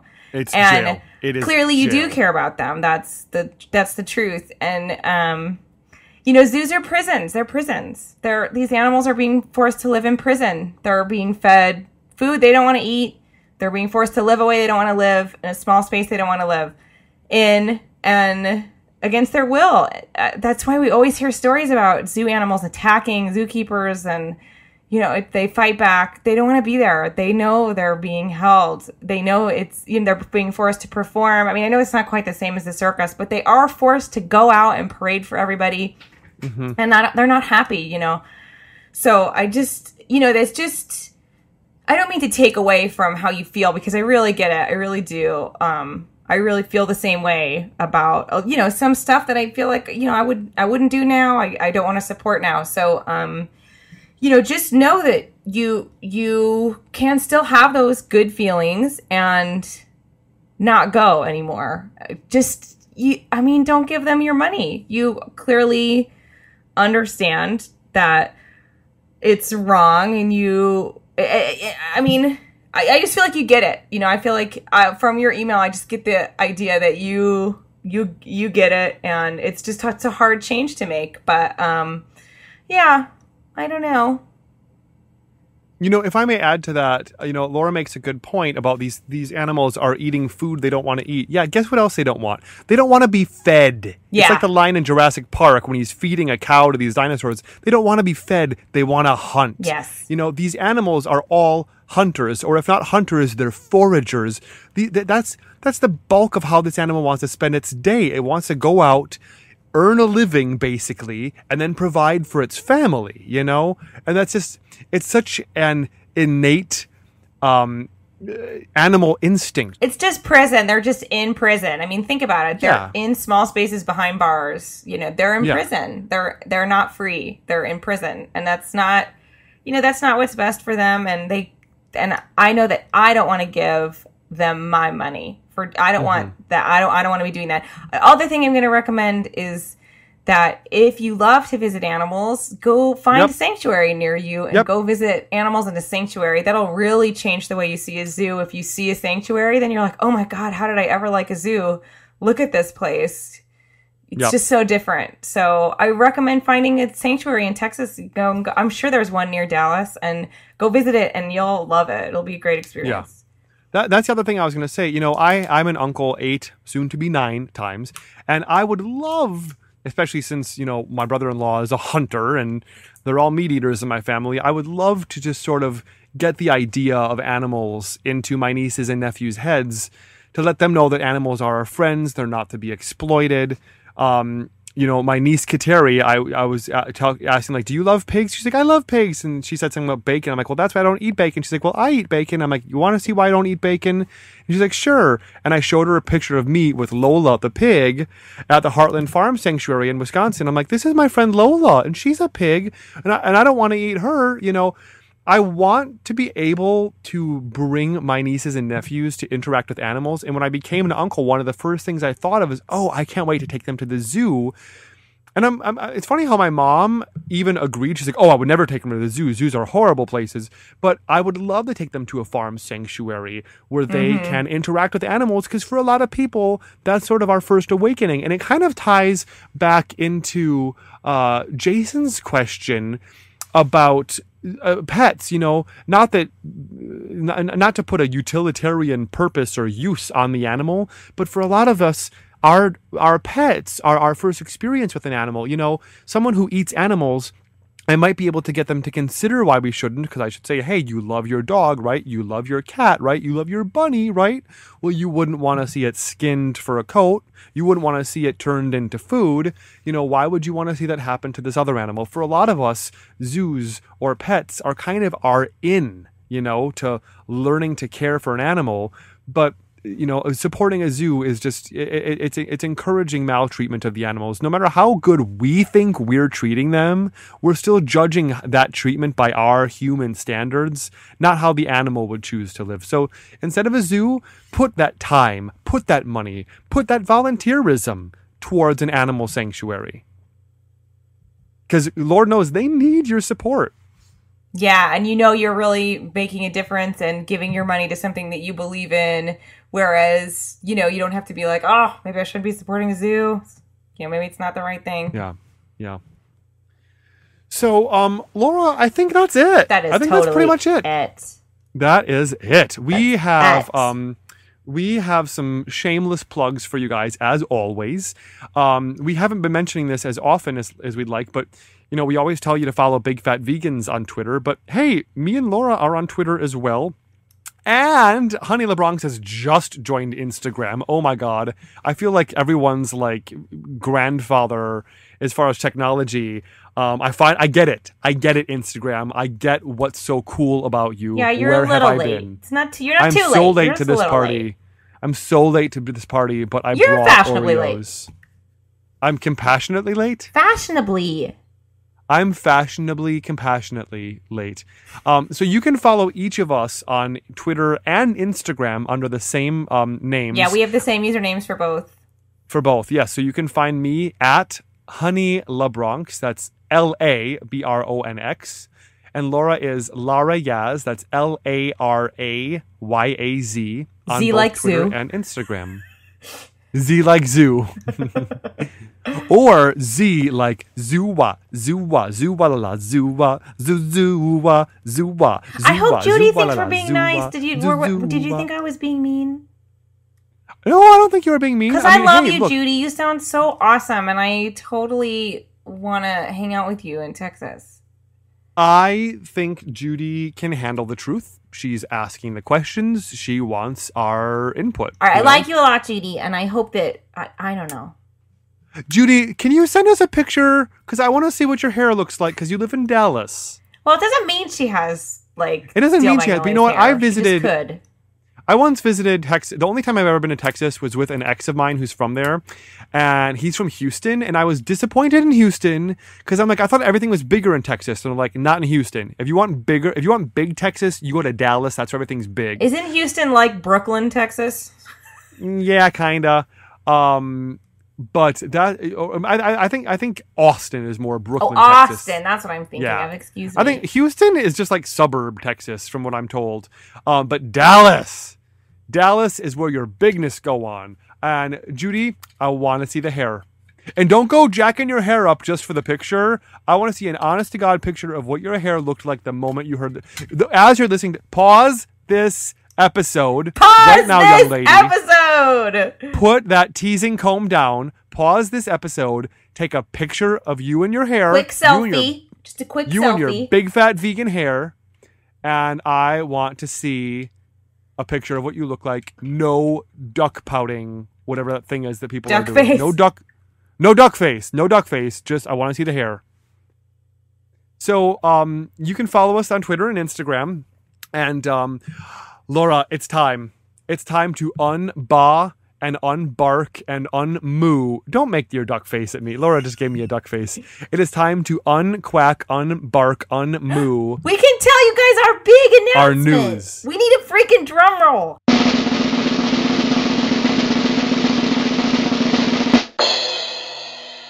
We're doing a live show. Woohoo! Our first live show 2013. Woo woo. Woo woo! It's going to be in New York City at the New York City Vegetarian Food Festival. The New York City Vegetarian Food Festival is going to be on March 2nd and 3rd, the whole weekend. We are going to be doing our live show on Saturday, March 2nd at 4 p.m. Yep. You can get your tickets now. You can either get an all-day pass or you can get an all-weekend pass, and it's a humongous festival and it's totally fun. But if you don't want to get an all-day pass, if you just want to come to our show, you can just come to the door and pay $5 at the door and get in, and you can see our show. I recommend getting there probably a little early because you might have to wait in line, and then you might get lost inside a little bit. You might take a little while to figure out where the stage is. But so yeah, just $5 at the door. And I know that they donate a huge percentage of their door to I don't know what the sanctuary is this year. Last year it was For the Animals. So I'm sure that they've picked out another one for this year, or it might be the same one. I don't know, but know that it's going to a good cause. And then also you're going to get there are free samples everywhere. It is sample everywhere you heaven. look. Everywhere you look, there's just free food. I mean, there's some stuff you can pay money for, but everywhere you look, there's just like, oh yeah, you can get this for $1, that for $1, or free sample, free sample, free sample. You will be mesmerized by the Vitamix demonstration. Watch the Vitamix demonstration. I bought a Vitamix. She bought a Vitamix. Because of that it's demonstration. It's vegan hypnosis, but we can't stress enough. We cannot stress enough. Barbara, please. Please, Barbara. Whatever you do, get there early. Get there early. Get there early. However early you think you need to get there. Don't think you can show up like at 3:30. That's probably not going to work out. Don't just roll up like, oh, I'm here. Whatever time you think we're trying to tell you to get there an hour earlier than what you think we're trying to say. Yeah, like, at least. Early. And the thing is, once you get in with that $5 entrance, you can go back the whole day. They're going to stamp your hand. You're good for the whole day. So you don't need to buy those big passes. The thing is, those VIP passes, they get you cut in line. They get you like a grab bag, a couple, there's like perks for those more expensive passes. But if you just want to come, check out the festival and see our show, you can just pay $5 if you just wait in line. And later in the day, the line is way less crowded than it is first thing in the morning. But it's a very popular event. That's the thing. It draws a really big crowd. But it's like one of my favorite festivals is that I'm so excited that we're doing our live show. I'm so excited. I'm going to New York. I know that it's not a clothing optional event in any way. Don't think you can take your clothes off. I'm not even trying to suggest that, okay? I don't know why he's talking about nudity. There is a coat check. It's not a clothing check. This is not a clothing optional event. Repeat, it's not a clothing optional event. But it basically should be because it's the largest vegan orgy. It's big. I'm not saying people are just indiscriminately having sex with one another in an open, consequence-free environment. But it's almost kind of like that because it's just like craziness. Like you're going to go, you're going to love it. And then you're going to be like, I need to get out of here for 5 minutes. I need to get out. I went there. I couldn't handle it. I had to leave and go get my eyebrows threaded. And then I came back. In fact, I think Laura and I went and we even left to go grab a bite to eat somewhere else. And I was covering the event. I was videotaping the whole thing. I was working. It's so much. It's so much. And then it's too much. And then it's like, I can't. And then you have to come back because you're like, why am I leaving this? Like, this is only 2 days. Yeah, it's pretty awesome. It's basically everything and everyone is together in the same place under one giant roof. And it's just, oh my God. So our live show, this is, I think, the first time they've done something like this. I think so. I've never seen anything like this. Normally they have like panel discussions and whatnot. But we are basically going to have like a live show, almost like we are our very own Sally Jesse or Carney or Donahue. And we are going to need people in the audience to ask us questions. That's what I'm getting at. That's what I'm getting at. We are going to need people there to be our audience and come with questions. Bring your friends. I can't wait to walk around with a microphone. It's like, yes, you have a question? You in the red, you have a question? Mm-hmm. I just can't wait to be Oprah. I can't wait to be Oprah. Wait, no, here's the real question, honey. Are you going to be Honey or Ben? You know what? I'm going to let the people decide. Yeah, okay, guys, the weigh in. Should Ben do the show as Ben or as Honey LeBronx? I feel like the PR in me wants you to be Honey because I feel like it will get more people to the stage who have never heard of us. Like if I want to be Honey. They'll be like, "Where's that drag queen going?" Honey. Do you know what I'm saying? Yeah, I think I want to be there as Honey. Okay, I would. I you know what? I can work with whatever, but it will make the show. It will make the show different, guys. It will. Oh yeah, it will. It will. It's time like this where I wish I had a twin brother so I could be both. Also, if I had a twin brother, I'm just gonna say I would have a boyfriend. I would just date me. I'd be like, good. I'm just gonna date me. Oh my God. Yeah, deal with it. I would not date me. Actually, I would date my personality. I would be so hard to date. I would be so fed up with myself. Let me check that ego. It is humongous. Yeah. I think if I dated myself, I would get so sick of me so quick. So yeah, that's that. You can get your tickets at nycvegfoodfest.chirpy, CHIRRPY. If you just go to nycvegfoodfest.com, there are links to that to buy your. There's buy your tickets now. It's right on the top of the page. But we'll have all this in the show notes. Yeah, Google it, you'll find us. And also, just another shameless plug in honor of Big Fat Vegan Radio. We would like to just periodically recap some of the ways that you guys can help support the work that we're doing here. Obviously, year-round, you can always donate to Big Fat Vegan Radio. Just go to bigfatveganradio.com, and on the top right, there's a little yellow button. You can click and donate. But also, whether or not iTunes is how you find us, if you can visit the iTunes Music Store or use your iTunes app on your phone or computer, rate us and review us. Give us an awesome 5-star rating if you think that's what we deserve, and give us an awesome review. That's the way to get us up in the ratings and the way to help get us more exposure to reach a broader audience. And a big thank you to those of you who have done that already. Our reviews are I love reading them. I'm so touched by all of them. Yeah, if you found us, it's possible that some of you listening may have only found us because other people rated us and reviewed us, and that's what got us recommended to you in your search engines. But of course, you can also like us on Facebook. Just look up Big Fat Vegan Radio on Facebook and like us. You can follow us on Twitter and YouTube. Just look for Big Fat Vegan Radio and subscribe to us on YouTube. And just and share us with friends. When we post episodes, share it with your friends on your Facebook wall, tweet about it, Instagram it, talk about it. So, Laura, if I can plug something that Laura's doing, you guys have to check out Laura's YouTube channel. She is doing these videos, 3 minutes about a movie. Oh my God, do I enjoy watching her. They're so clever and they're so well edited and just so funny. I think she's got about 4 of them up so far. She's reviewed Les Mis. I should have a new one up this weekend. I'm going to do another one tomorrow. Awesome.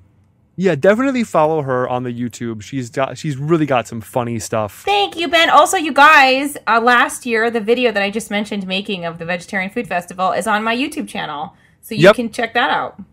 Yep.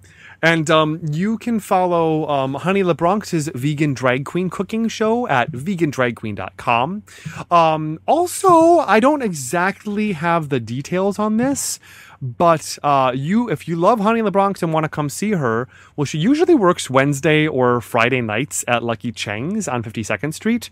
And as always, speaking of whores, I would love to continue whoring out my medieval oil. Thank you to all our listeners who keep buying this stuff. Oh, Ben, I need to send a bottle to my mom. Oh, absolutely, absolutely. Because I was using it, and because I get colds all the time because I take care of toddlers. And anyway, whatever, I just used it because Ben sent me a bottle for Christmas. And anyway, whatever, I was just telling my mom how I didn't get sick, which is a miracle because I'm constantly getting sick from the babies. And she was like, can you send me a bottle? So I need to send a bottle to my mom. Oh, absolutely, absolutely. Well, you can always go to medievaloil.com. That's medieval oil.com. And, one of the ways that I like to use medieval oil, all I'm going to say is I eat a lot of produce. I'm kind of gassy. And with a bedroom that's only 7 by 8 feet, you can just start to, use your imagination. So every now and then I kind of need to just cleanse the air in my room. Like, especially if I have company coming over, I'm like, oh, hang on. And Caldwell will come into my room to watch a movie with me, and I will quickly grab a little cloth or napkin, and I just kind of clip it to my little, fan, and I'll spray it with a little bit of medieval oil, or I'll put a few drops of medieval oil on it. I turn the fan on, bam! I instantly cleanse and freshen the air in the room. It also works in your car, in your hotel room. So if you just want to clear the air and also cleanse the air of anything that might be making you sick, if you're not feeling well, it kind of helps clean out the air because there's eucalyptus in it, which kills airborne bacteria. So it's just a really great way to stay healthy and prevent yourself from getting sick. And it smells delicious. And it can make a room smell delicious instantly, no matter how bad that room smells. So there's that. All right, great. Let's do our shout outs right now. Yeah. So big fat vegan listener Brian Shanehair is running 50 miles at the New Jersey Ultra Festival to raise money for Woodstock Farm Animal Sanctuary. So he's got a donation site set up. So this is great. First of all, he's running 50 miles. You go, dude. Jeez. And he is using it. He's doing this run to raise money for the animals. It's so cool. Brian, you're such a badass. So anyway, we have a link to our site. It's crowdwise.com/50to-life, which is what he's calling the run, 50 to life. So you guys go there and just give him $1. If I always say that, just donate $1. Like if you feel like you can't donate anything, you can donate $1. Everybody can. And if everybody does that, it will add up so fast. So or give more if you can, but I mean, just so go to Brian's page and send him $1. Actually, I'm checking it out right now. The minimum donation is $10. Oh. So all right, it is $10. But if you can, give him, if you can afford to give him $10, great. If you can't, then hey, just help spread the word about what he's doing. Definitely. Either someone will donate or someone will be inspired by what he's doing, and they might want to do something awesome for animals as well. How come you can only give $10? I don't know. But you know what? It is what it is. And hey, guess what I just did? What? You donated $10? I gave Brian Shanehair $10. Woo!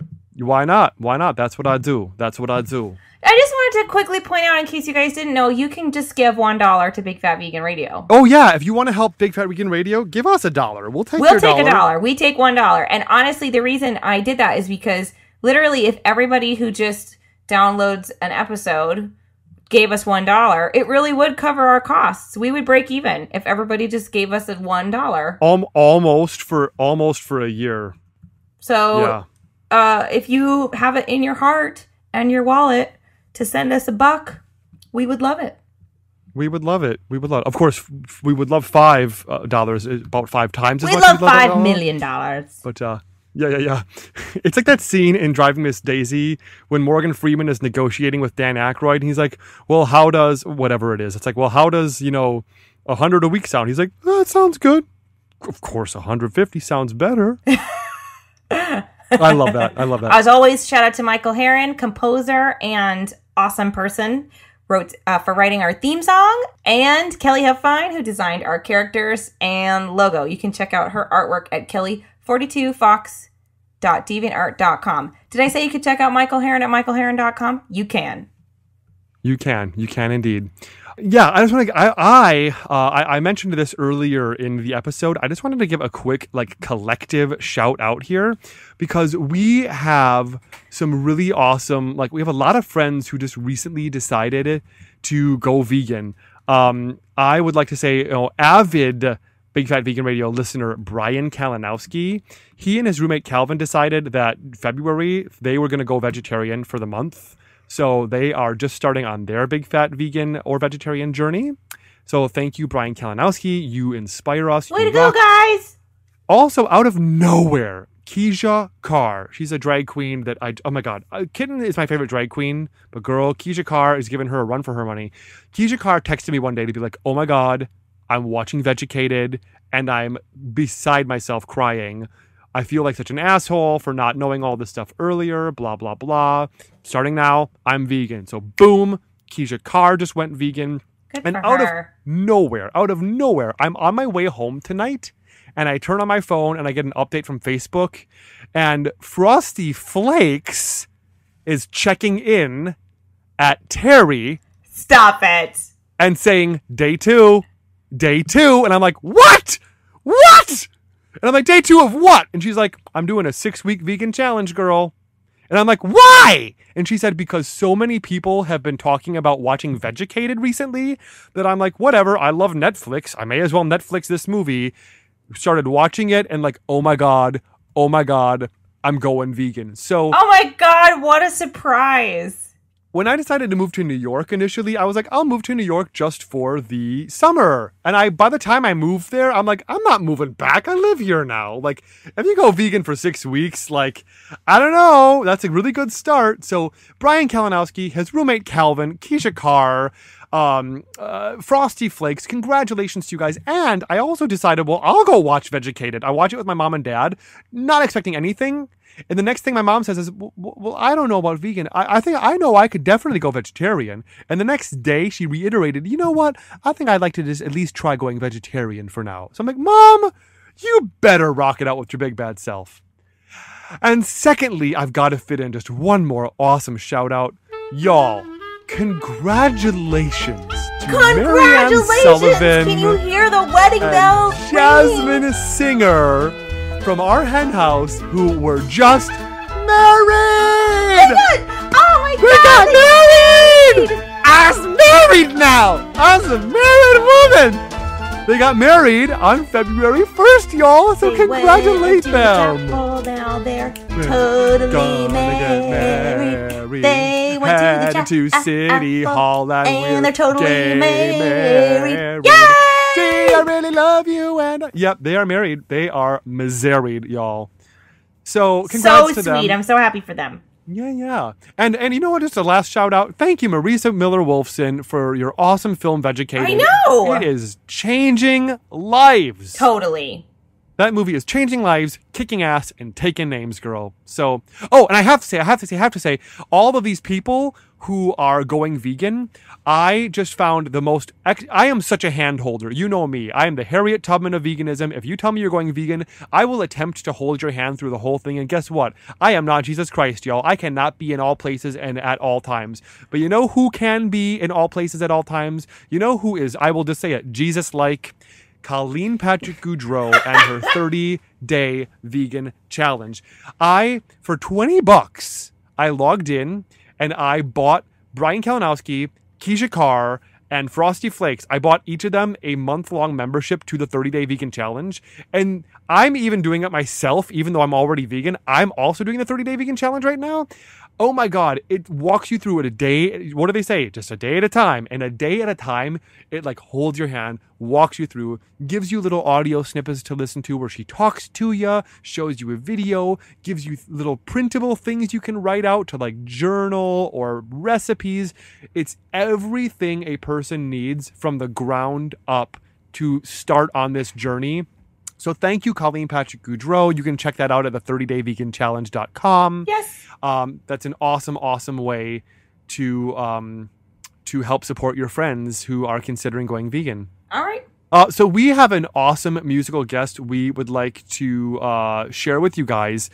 I hate all music. I just hate all music. Nothing impresses me. That's funny because I feel the same way, but you and I totally do not have the same taste in music. Not the same taste, but I started listening to this song called Like a Clockwork Ticking by the all vegan band Suck at Love. Suck at Love. Suck at Love. Suck at Love. And I was in my car in Wisconsin, like rocking out to the song. I'm like, yes, this is awesome. It's pretty fun. They're a pretty fun band. Yeah, they're from Australia. It's just two people. They're a brother and sister. They're 21 and 22. They're both vegan. They've been making music since they were little kids. And it's always been their dream to have a band. And they just finished their upcoming record called And My Mind Will Never Change. Very fitting for a vegan. They have a new song coming out on Valentine's Day called Honestly Regretting, so check that out. And you can follow their Facebook page. Just go to Facebook and look up Suck at Love. Click like. Oh, and like them. Yes. And so you are going to hear their song, Like a Clockwork Ticking. I'm so excited for you to hear this. It's fun.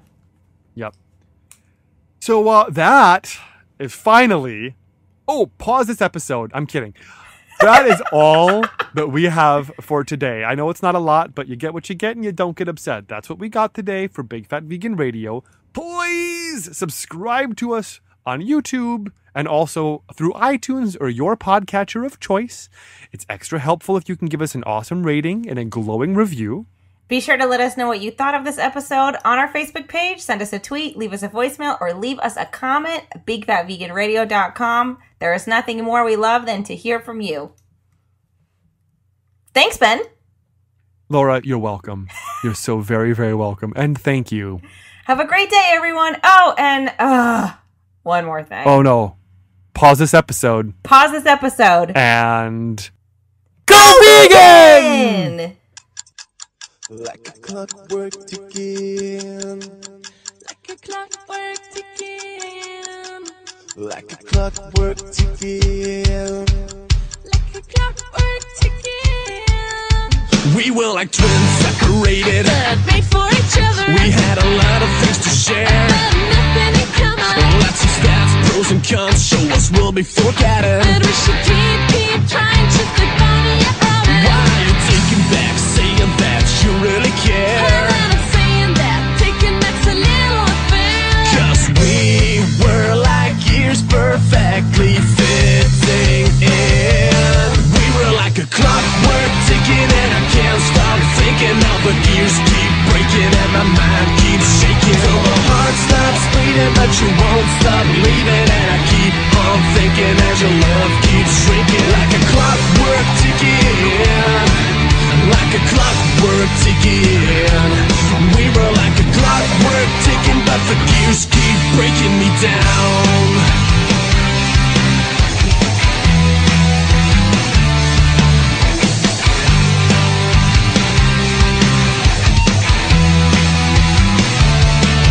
There was a time I was certain I'm your man, you're my lady. But when I ask you if you're feeling, you said definite, baby. Just like we've been, let me in, I will make you so happy. And in the end, we're gonna make it just in case you're happy. Why are you taking back, saying that you really care? Well, then I'm saying that, taking back's a little unfair. 'Cause we were like years perfectly fitting in. We were like a clockwork ticking, and I can't stop thinking. Now the gears keep breaking and my mind keeps shaking. Till my heart stops bleeding, but you won't stop leaving. And I keep on thinking as your love keeps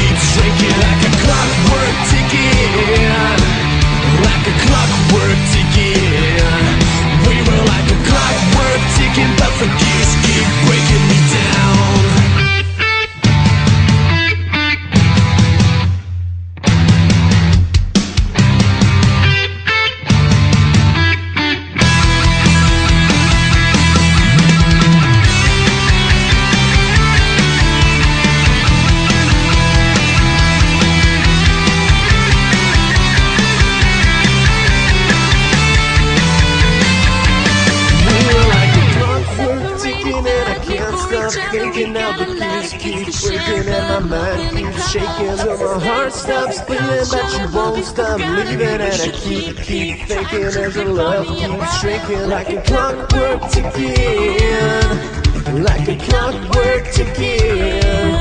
We were like a clockwork ticking, but the keys. We were like a clockwork ticking, and I can't stop thinking. Now the gears keep breaking, and my mind keeps shaking till my heart stops beating, but you won't stop leaving, and I keep on thinking as your love keeps shrinking like a clockwork ticking, like a clockwork ticking. We were like a clockwork ticking, but the gears keep breaking me down.